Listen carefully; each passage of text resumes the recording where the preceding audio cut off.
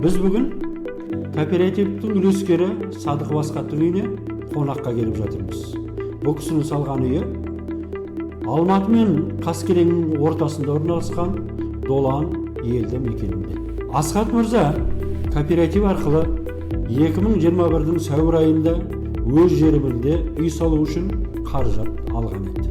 Өздеріңіз білетіндей, кооперативтен үй салуға қаражат 3 траншпен бөлінеді.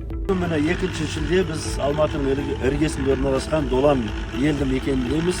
Мына Асхат мырза осы үйдің иесі Рой кооперативі арқылы үйді салып жатыр.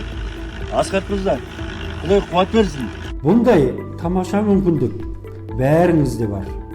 Әсіресе өз атыңызда жер теліміңіз болса, Рой кооперативі арқылы оп-оңай аз уақытта еш шығынсыз баспана тұрғызып алсаңыз болады.